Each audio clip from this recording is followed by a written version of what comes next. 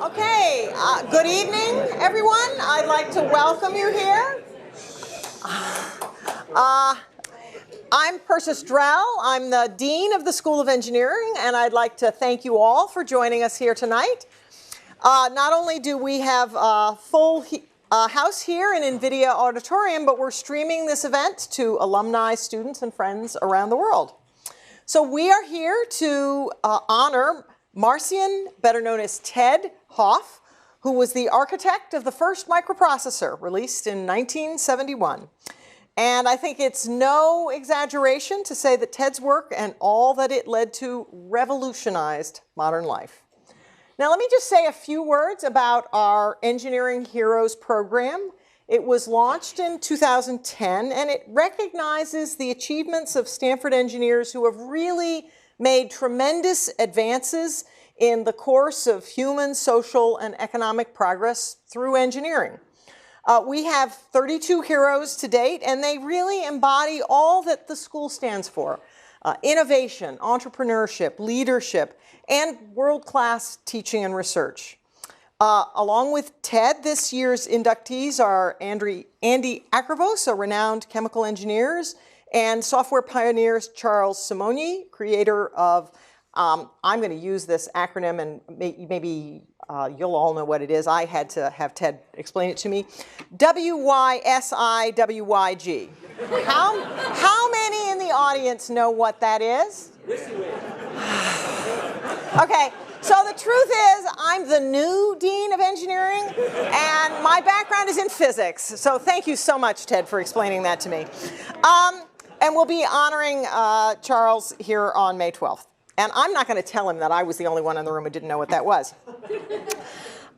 These three newest heroes join a very distinguished group that includes Fred Terman, Vint Cerf, the founders of Yahoo and Google, and former hero Martin Hellman actually is here in the audience tonight. He got his Hero Award for his role in public key encryption. I've got that right. So welcome. Thank you for joining us. Now, unlike many award events, the only thing we ask of our honorees is to tell us how they would like to spend their time on campus. And immediately before this lecture, Ted had, I think, a really fun conversation over dinner with a small group of Stanford Engineering graduate students. We selected them to be experts in areas that were dear to his heart. And he suggested tonight's talk to provide a perspective on the influence of semiconductor technology and to emphasize the importance of technology and technologists in helping the world address current challenges. So just let me tell you just a little bit about the impact microprocessor technologies had on the world and how Ted came to play such a large role in making it possible, just very briefly. I think this is a very well-educated audience, so you know microprocessors led to technologies like computing, cell phones, the internet, things that we take for granted today. But it's not just that communications and computing that have been transformed. You know, chips are everywhere now. They're in our watches, our telephones, our ATM machines, our heart monitors, barcode scanners, traffic lights, dishwashers, children's toys. They're everywhere. Ted's interest in electronics began when he was 12, and his uncle gave him a subscription to Popular Science. And from a catalog advertised in the back of the magazine, he ordered a kit for building a shortwave radio. Not long after that, he used a cathode ray tube purchased from another catalog to build an oscilloscope. And so the seeds were planted for a great career in electrical engineering. At age 16, Ted won a trip to Washington, D.C., and a $400 scholarship from the Westinghouse Science Talent Search. Later, during summers away from college at Rensselaer Polytechnic, he worked for General Railway Signal Company, where he designed 2 circuits that produced his first 2 patents. He came out west in 1955 to get his master's. I think he never left. And then his PhD in electrical engineering at Stanford, working with Professor Bernie Widrow, who we're delighted to have in the audience tonight, I believe. Yes, great. Thank you so much for coming. It was here at Stanford that Ted first became interested in integrated circuits. 6 years after completing his PhD, he became employee number 12 at Intel. He was brought on board in 1968 by two technology legends, Bob Noyce and Gordon Moore, who together founded Intel and earlier had founded Fairchild Semiconductor, one of the foundational high-tech companies in Silicon Valley. Now, while trying to simplify chips for a calculator, Ted came up with a solution that involved a single general-purpose processor chip rather than having to require many custom-designed circuits, and he told us a little of that story over dinner. With co-inventors Federico Fagan and Stan Mazur, he created what turned out to be the revolutionary Intel 4004. The size of a fingernail, the microprocessor delivered the same computing power as the first electronic computer built in 1946, which filled an entire room. Ted has received numerous awards, the National Medal of Technology and Innovation, which he shared with Fagan and Mazur. He was named the first Intel Fellow, the highest technical position in the company. He received the 2011 IEEE RSE Wolfson James Clerk Maxwell Award and has been named to the National Inventors Hall of Fame and is a Fellow of the Computer History Museum. Tonight, we celebrate Ted as one of Stanford Engineering's heroes and honor him with this token of our admiration. Congratulations, Ted, and I'm going to turn this over to you, and we'll give you the token after your talk.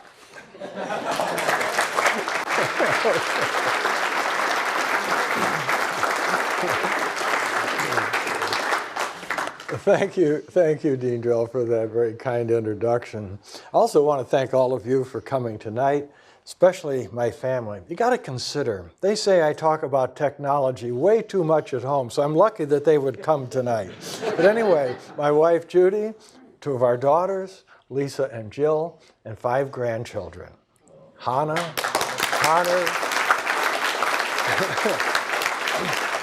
Alex, Kyle, and Kayla, and thank all the friends who've come. Now, I've been called various things in my lifetime. Now, a few years back, Intel ran this ad. You see, I don't know if you can see, down at the bottom I got a mention, so I guess that made me a rock star, even though I didn't have the funny clothes or the long hair. But more likely than not, the term that would be applied to me was nerd or geek, something along those lines. So being called a hero has a very nice ring to it. Thank you, Stanford. Now, technology has been good for me. Even before I got that subscription to Popular Science magazine, I was interested in chemistry. And even then, it turned out, while I was working with electronics, I was still staying with the chemistry. I mentioned I built the oscilloscope. It was a very auspicious time because this was about 1949, 1950, when television was appearing on the market. And so I even ended up using that oscilloscope to fix a few TV sets, mostly for my family or for neighbors. And even then, it turned out to be useful a little bit later on. Now, when it came time to go to college, I had to make a decision. Do I go with chemistry or electronics? Now, my uncle, the one who gave me that Popular Science subscription, was a chemical engineer. And he told me that the market in the chemistry profession probably wasn't as good as that in electronics. So I figured, let me go with electronics. It seemed like a lot of fun. And so I think it was probably the right choice for me. Now, I did my undergraduate work at Rensselaer Polytechnic Institute in Troy, New York. I grew up outside of Rochester, New York. And that oscilloscope helped me get a summer job at General Railway Signal Company. And that actually led to a couple of patents. My senior year at RPI, I applied for and got a National Science Foundation Fellowship for graduate study. Now, I figured that fellowship was probably a ticket to just about any school in the country. So why not go for the best? I applied to Stanford, and they took me.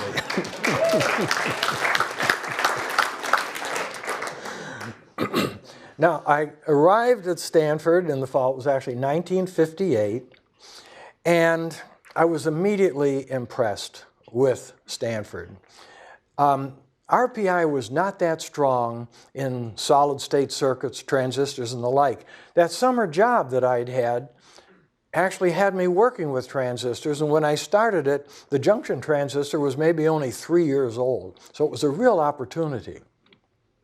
But I come to Stanford and I find out not only are they stronger, they've just added to the faculty one of the world experts, a fellow named John Mull. I rushed to take his course and sign up for it. And I think that was probably the first time where I ever had a clue as to what was going on inside those devices. But it was really, really a good course. That was also a good time to come to California. 1959 saw 3 very important patents filed. Now the first one, Jack Kilby, Texas Instruments on the integrated circuit. But his patent really didn't cover the way we make integrated circuits today. It had some elements. But 2 patents issued and filed by Fairchild employees, one by Jean Hornet, the other by Bob Noyce. The planar process is basically the way they make integrated circuits, and Bob Noyce patented the integrated circuit. So, as I mentioned, I arrived at Stanford in 1958, and the first part is the master's degree. So, the next year, got to choose a thesis topic. And having had that railway signal job, I realized that railroads had a terrible time keeping track of rolling stock, and so I raised the issue. Could we possibly build a system where we would read the serial numbers off railroad cars as they went rolling by?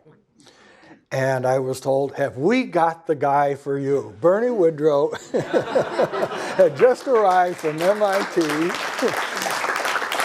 And his specialty was pattern recognition and adaptive systems. And we started working together, and here it is, what, 55 years and still working together. So anyway, I got my PhD in 1962, and it was in that area. Now, I'd like to point out a little bit something. I probably could not have afforded to go to Stanford if it hadn't been for that fellowship.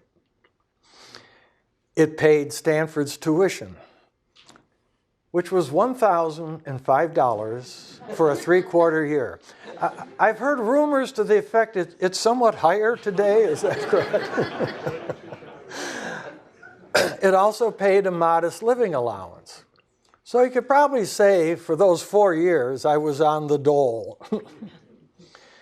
But since getting that PhD, I've had pretty good income. And I pay income tax on that income. So what percentage of it should I attribute to the PhD? Say half of it. Even if it's just half, I figure over the years, I have repaid that fellowship several hundred times over. So it should be pointed out, government support of education pays off, even for the government.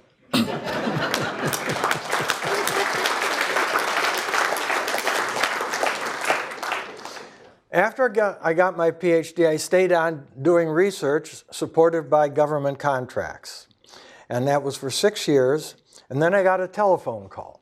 The caller introduced himself, Bob Noyce. I heard the name. In fact, I'd met him once before. There was a time when we were told we'd have some important visitors coming to the lab. And could we put on a demo? And we had a speech recognition demo we did. Bob Noyce was in that group. So was David Packard. So was Sherman Fairchild. And I believe Fred Terman was there as well. So anyway, Bob told me he was starting a new company. And would I be interested in talking to him about a possible position in the company? It was 1968 when Intel was founded. Now, the new company didn't have a place to meet. So I interviewed at Bob Noyce's home. I didn't know what his new company would be involved, but remember, he was one of the inventors of the integrated circuit, so I figured it would have something to do with integrated circuits. And so in the interview, he asked me, what did I think the next big area for integrated circuits would be? Now, there used to be a researcher who would come from Fairchild to talk to us about students that were finishing their programs in our lab. His name was Rex Rice. And when he visited to find out whether any student would be appropriate for Fairchild, I used the opportunity to find out as much as I could about what was going on in the semiconductor industry. And I had done some work both in the summer job and at Stanford with the memory technology of the day, which was magnetic cores. And it seemed to me they were the worst part of any computer project. So when Bob asked the question, I thought, how about I answered memory? And what a lucky guess it was, because that's what he and Gordon had decided their new company was going to do. So it helps to be curious about some of this stuff. So anyway, the company has started, and they developed 2 new processes, going to start the memory business, but there was some concern. The computer companies were used to using this core memory. They were pretty comfortable with it. They'd gotten the bugs out of it. So it might be a while before they'll adopt the new technology. And Intel only had $3 million in financing. And so that was a potential problem as well. But anyway, in the interview, I even had to decide, or shortly after, do I leave this comfortable position at Stanford and go to this perhaps risky startup that these 2 people, they had great reputations, so hopefully they could be successful. But $3 million didn't sound like all that much, because what if they went through the money before they had a product on the market? What happens then? But I was young enough, and I figured probably worth the risk, and so I accepted the job offer and became employee number 12 at Intel. Well, anyway, because they were concerned that it might take a while for the memory market to go, and they decided to do some custom work. And one of the custom projects was for a company that sold calculators under the name Busicom. That was one of the calculator models that Busicom made. And an agreement was signed in April of 1969, and it would be for 60,000 calculator chipsets. The chipset should cost less than $50 a kit. So at the point we agreed to this, at least you might call it a tentative agreement, we did not have the specification for the chipset. It was about 2 months later, in June of 1969, when a team of 3 Japanese engineers arrived with their specifications, and I was assigned liaison duty, not design, just liaison. Help them transfer their design. Hopefully I knew enough about the company to know who they should talk to if they had a particular question. So, being a curious type, I like to learn as much as I could about what's being transferred, and the more I learned, the more concerned I became. And so I took my concerns to Bob Noyce, who I reported to at the time. There are books out that claim that's not true, but Bob is who I reported to. And Bob did what I think any astute CEO would do. I mean, if he finds out there's a problem with the potential contract, he might walk away from it, might plow ahead and risk going bankrupt, or maybe try to get it fixed. And he asked me, could I look at it and see if there was anything we could do to maybe simplify it and make this chipset more compatible with Intel's capabilities. And that led to what I call the MCS4 project or concept. It looked like it was going to be about a dozen chips and 36 to 40 lead packages, and at that time those packages were quite expensive for our technology. So for the next 2 months, sort of played with a number of ideas, and it did seem to me there were many ways that the chipset could be simplified, mostly by making the design underlying, you might say, computation engine much more primitive, very elementary, and making it much more programmable than the original had been. And finally, we had it far enough along so that as of September of 1969, we made a formal proposal. Our director of marketing wrote a letter to Japan suggesting that they should consider an alternate design to what their engineers were proposing. That led to a meeting. The management of the calculator company came to California and received 2 presentations, one by their engineering staff and one by myself and colleagues. And we emphasized at that time how much more versatile our design would be, have applications well outside of calculators. And they chose to go with the Intel design. So we were committed, as roughly October 1969, to have what ultimately would be the first microprocessor. Working parts were available early in 1971. But even though we had working parts, there was no plan at that point to make them anything other than a product for this Japanese calculator company, Busicom. And Busicom was getting itself into some financial difficulties, so there might not even be a market there. But those of us on the engineering staff at Intel began to realize whenever we had a design problem, these devices would be a tremendous help.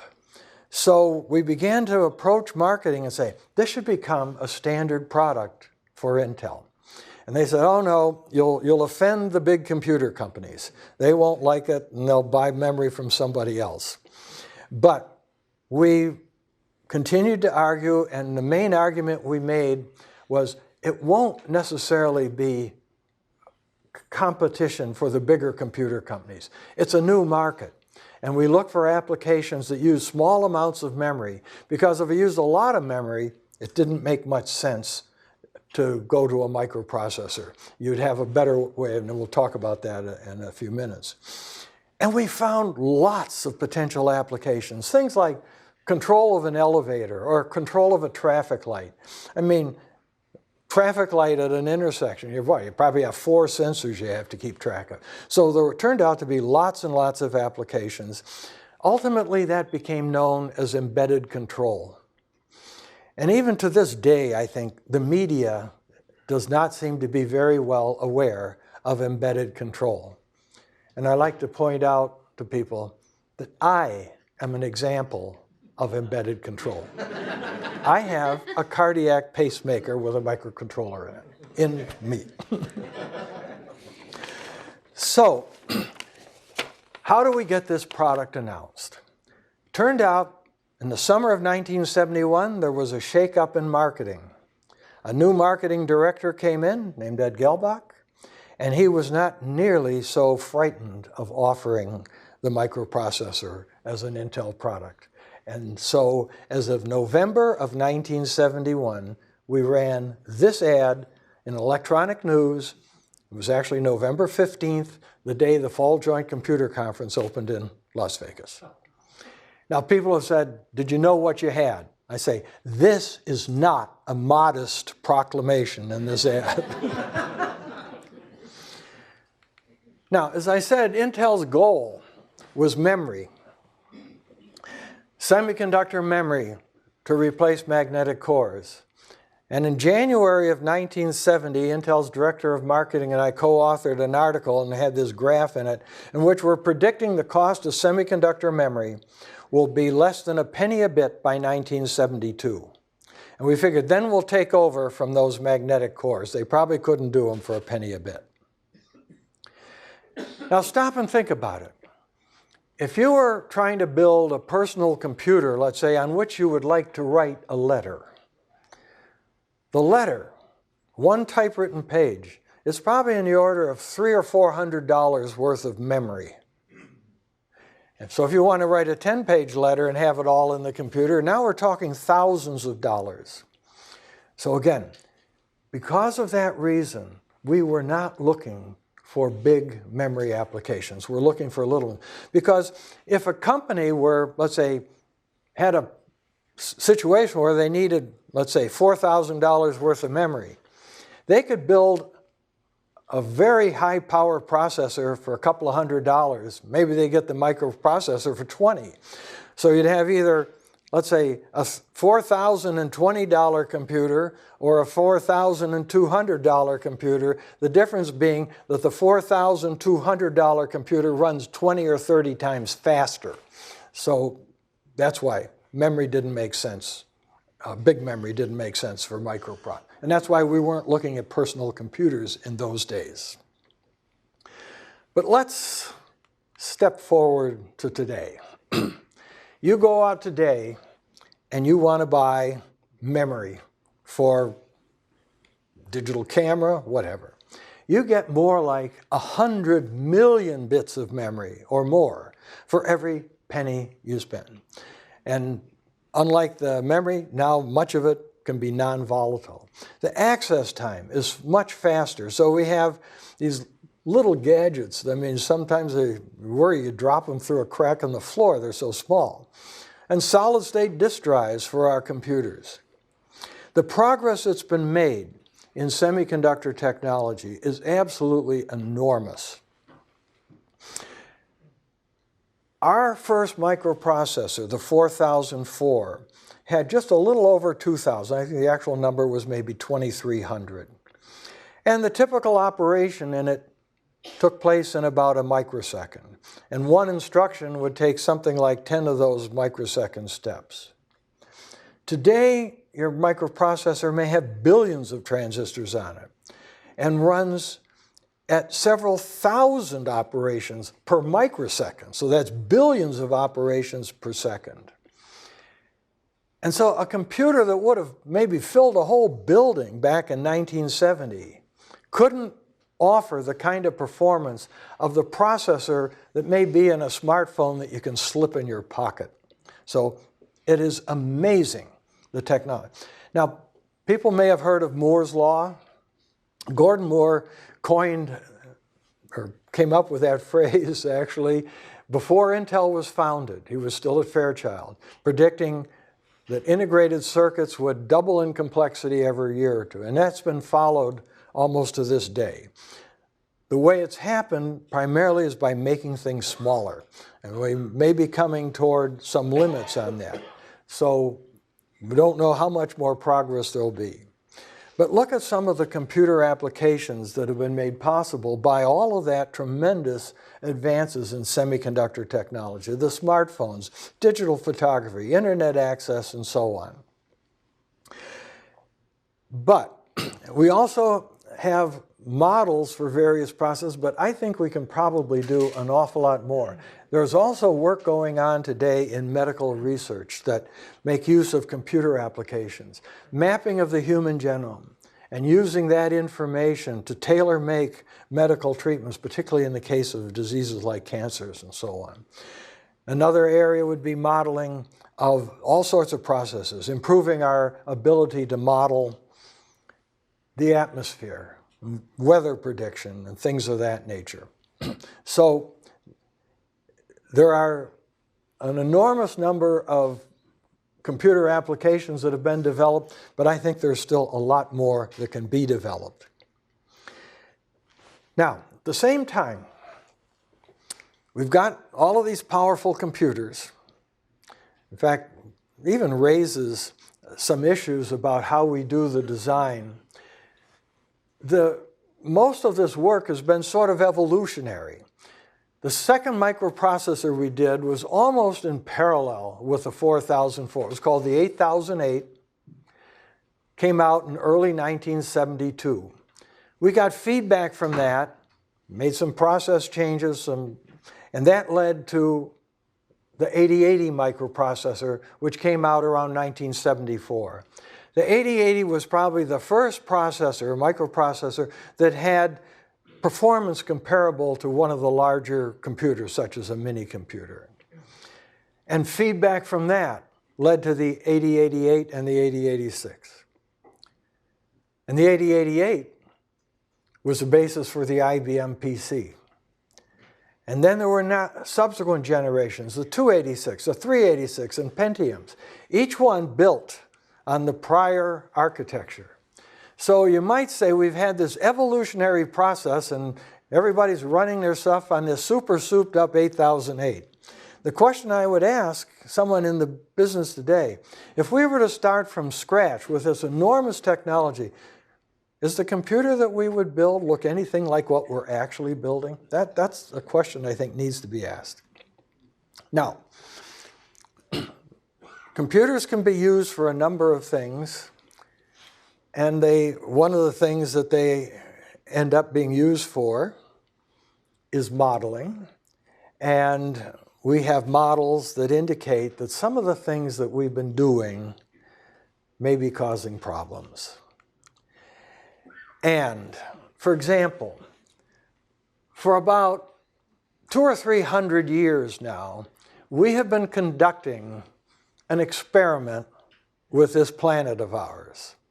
We have been taking carbon in various forms, which has been buried underground for many millions of years, and pulling it out of the ground and dumping it, after we burn it, dumping the products into the atmosphere.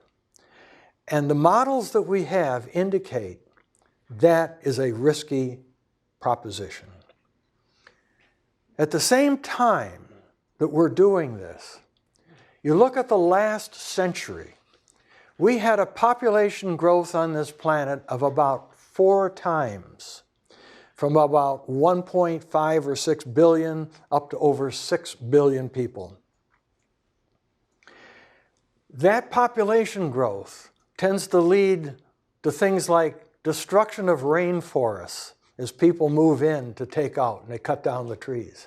And those rainforests are one of the things that helps remove carbon dioxide from the atmosphere. So it's not only are we dumping the stuff in there, we're destroying the drain that cleans it. Not only did we have population growth, but we nearly doubled the average lifespan of a human being. At the beginning of last century, it was a little over 40 years. At the end of the century, it's nearly 80 years. So again, an enormous. In fact, it's interesting to do a bit of a calculation. The last century was actually the last century of a millennium. We switched from the 1 as the first digit of the year to 2. Suppose we were to continue that population growth for another millennium. How much land would there be on Earth for each human being? It would be less than the area of the soles of their feet. There would be nothing left on Earth except people, which also raises the problem. What else is there to eat except other people? So something has to change there. But the impact of global climate change is also of concern. If we melt the polar ice caps, that leads to a sea level increase. That reduces the amount of land we have available.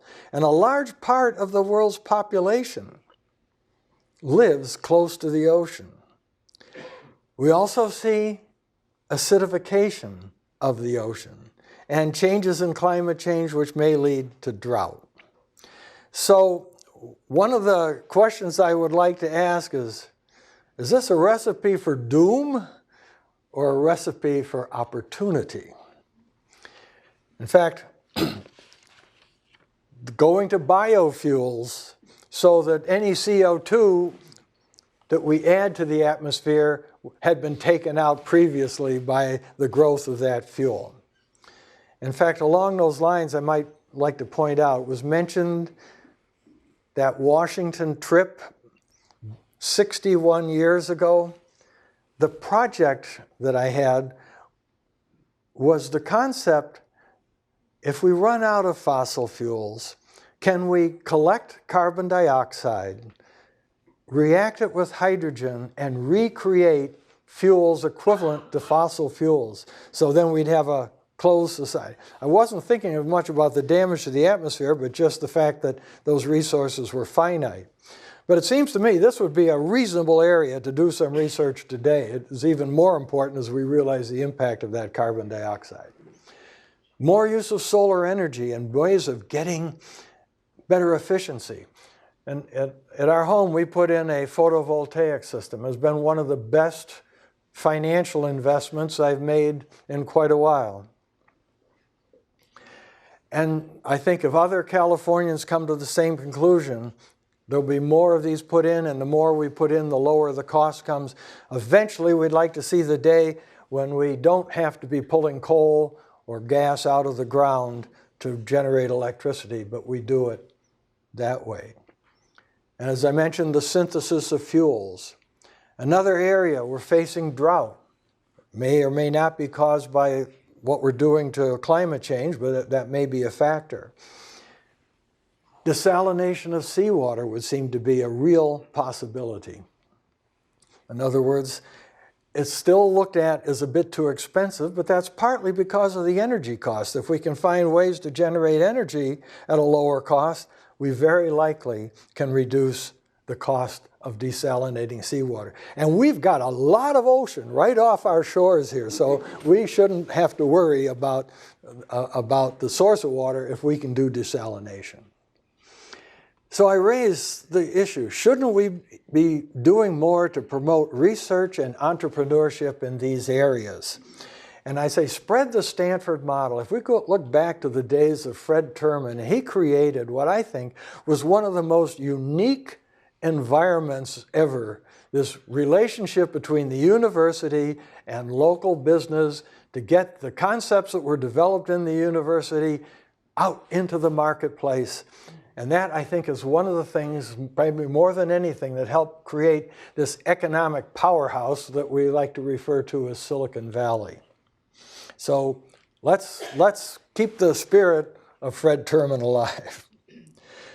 And one of the concerns I have with the changes and the improvements that we're making in lifespan,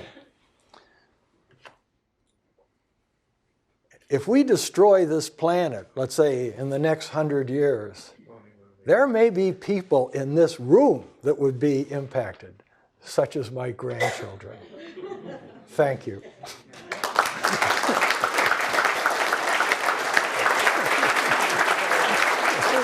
Questions? What? You're happy to take questions? Sure thing. Okay, so Ted is willing to take some questions, so we are now open for some questions from the audience on either parts of the talk. Yes?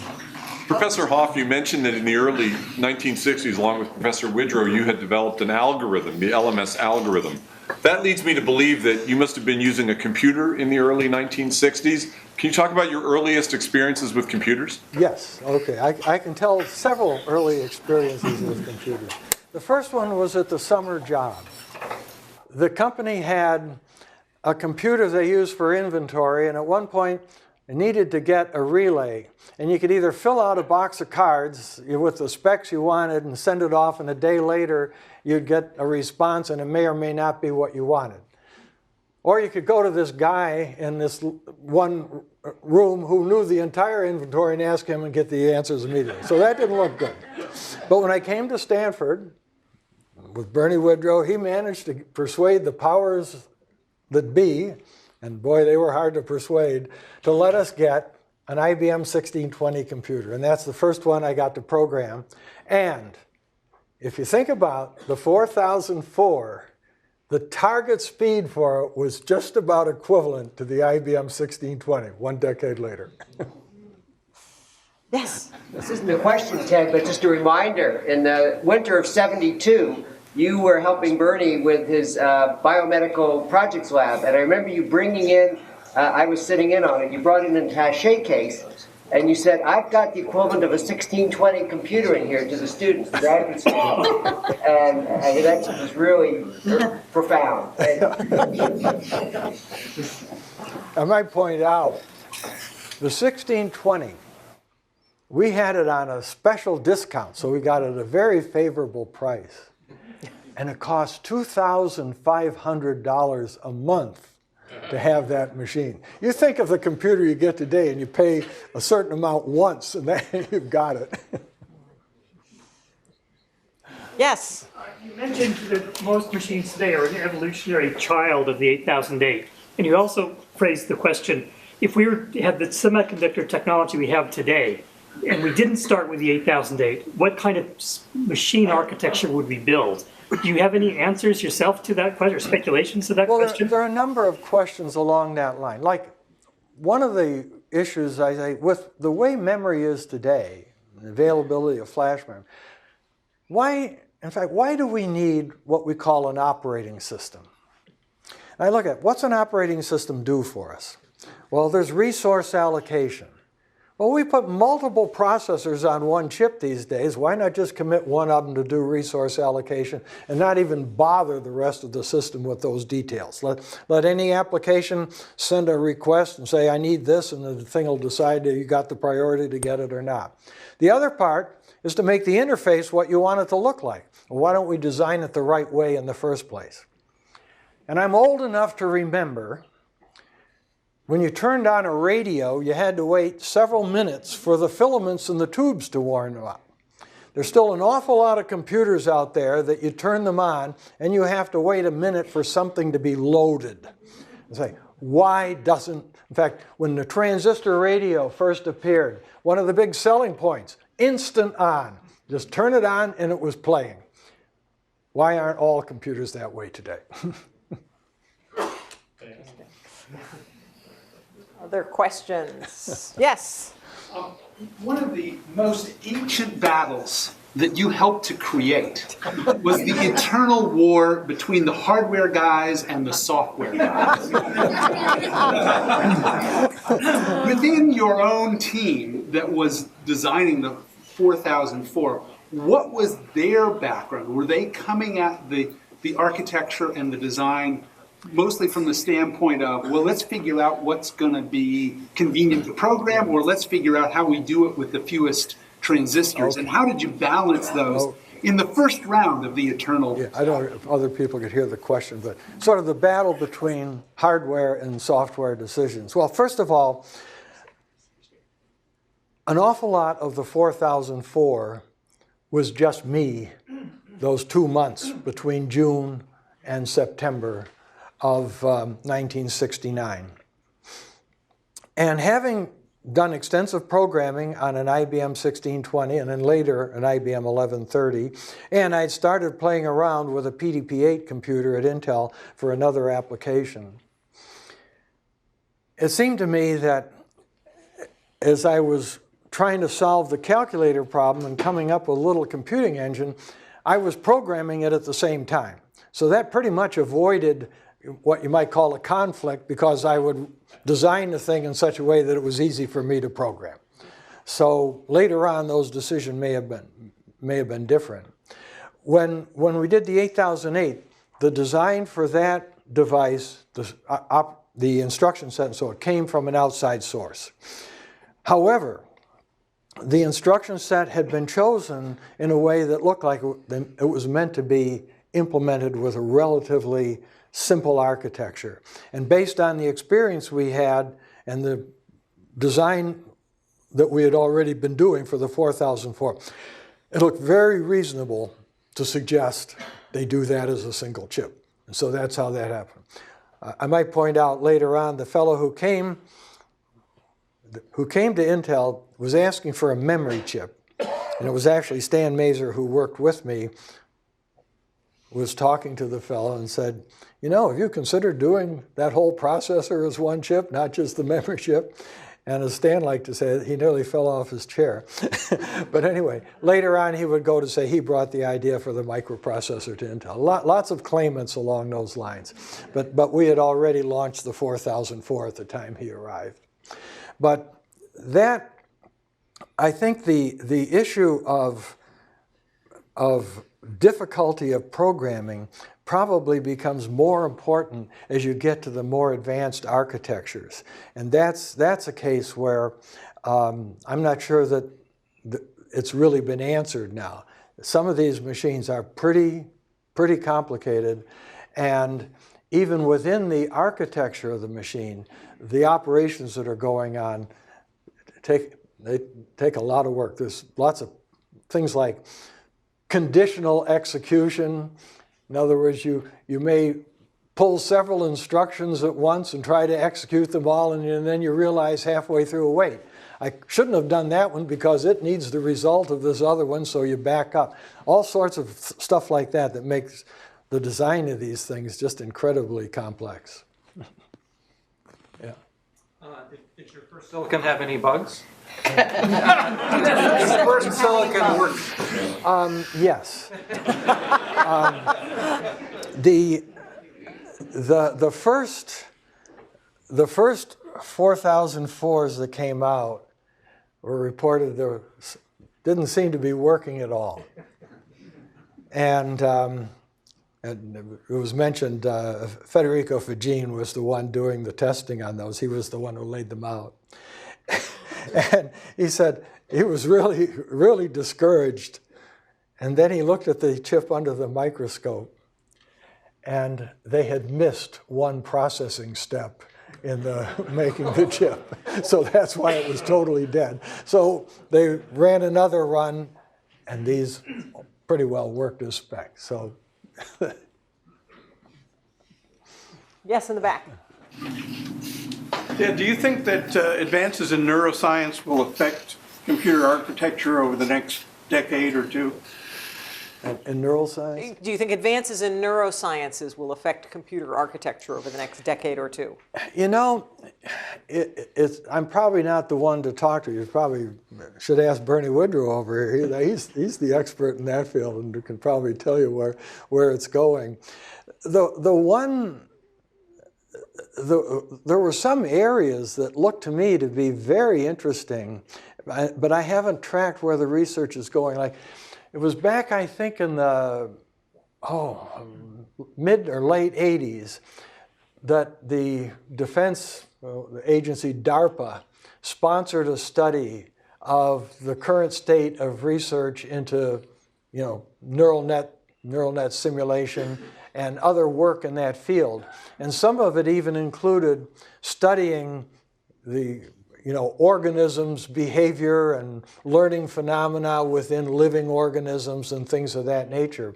That looked to me like a really interesting area for research, but I haven't stayed in touch with it to see, if they really learned anything and find anything that can then be adapted into the design of equipment that we might actually build. But that I probably should pass that one to Bernie.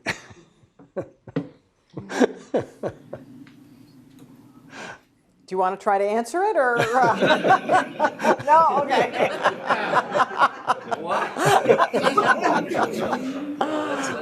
That's an imponderable. It's a work in progress. Work in progress. Okay. Yes. What do you think can be achieved with artificial intelligence, and what limits may exist? What do you think can be achieved with artificial intelligence, and what limits may exist? Well, one of the big disappointments to me is all of this progress that's been made in computers. And yet, if you want to make a computer, do your bidding, you pretty much have to learn one of its languages. They don't understand human natural language. And it would seem to me that's an area that I'd like to see more research done. In other words, so that the computer will become almost more like a companion. In other words, and not something that you have to learn Java or C or C++ or something like that. And but that's one area that I think could be useful. There's another aspect that there was work going on some years back, and again, I haven't followed it that closely to see whether it's changed, but it was sort of like artificial intelligence based on sets of rules. And the typical experiment would involve, let's say, maybe 100 or 1,000 rules. And I would argue that if the average human being has a vocabulary that's probably more like 20,000 to 50,000 words. And even each of those words may have multiple meanings that if we do rule-based processing as a human being, my guess is we have to have more like 1 million or more rules to handle all the situations. And they used to say if you were learning a foreign language, unless you reached a threshold of somewhere around 5,000 words, you would be considered incompetent in that language. There's sort of like some magic numbers you have to reach before you're actually considered competent. So before one of these artificial intelligence rule-based machines was going to be, I think it's probably going to have upwards of 1 million rules, and that's going to take a while to program. We have time for one last question here. First of all, I want to thank you for this wonderful story and the talk. I've been a student for many years of the history of the microprocessor, so really exciting to meet you. I wanted to see what your thoughts are when it comes to quantum computers and the quantum processors. Thank you. What a terrific last question. Okay, well, there's a couple of things. I haven't done that much studying of it, but first of all, consider that we have been doing shrinking of integrated circuits. You might say it started around 1974. There was a researcher at IBM and some of his colleagues published an article proposing that they make the circuit smaller. At the time he did that, the typical feature size was called 5 microns. A micron is what, a 25,000th of an inch. So 5,000th of an inch was the resolution. That's in nanometers, that's 5,000 nanometers. He was proposing going to 1,000 nanometers. And the idea being, it's a printing process. You're printing the circuit on a piece of silicon. Make it 1/5 the linear dimension, that's 1/25 of the area. You get 25 times as many circuits on that piece of silicon. And it turns out they run 5 times faster. So you're getting like 125 times the bang for buck. Well, that's the game that's been played now since 1974. We're now in the 10 to 20 nanometer range, about a 500 to 1 reduction. People are talking about going maybe to 7. But the spacing of silicon atoms is about 1/5 of a nanometer. And the behavior of a transistor is determined primarily by impurities embedded within the silicon. So you get too few silicon atoms, even fewer impurity atoms, and you start to run into things where they're not behaving the way you expect. So that's a limit, and we've had this relatively smooth, shrinking process. If we try to go to an entirely new methodology, let's say quantum computing, there's 2 parts of it that concern me. One is it's like a whole new start from scratch process. So it's not likely to happen as neatly as the next shrink does. So that's one of the problems. And the other thing is there are some behaviors in quantum systems where the very act of reading it disturbs it. And in some cases in a rather unpredictable way. So it's even worse than a core memory where the act of reading it always destroyed the information. Okay, well, I want to thank you very much. We have a small gift for you as a token of our appreciation, which is a plaque to recognize you as our hero. And thank you very much. There we go. And thank you for being Engineering's hero. I think the audience really appreciates it.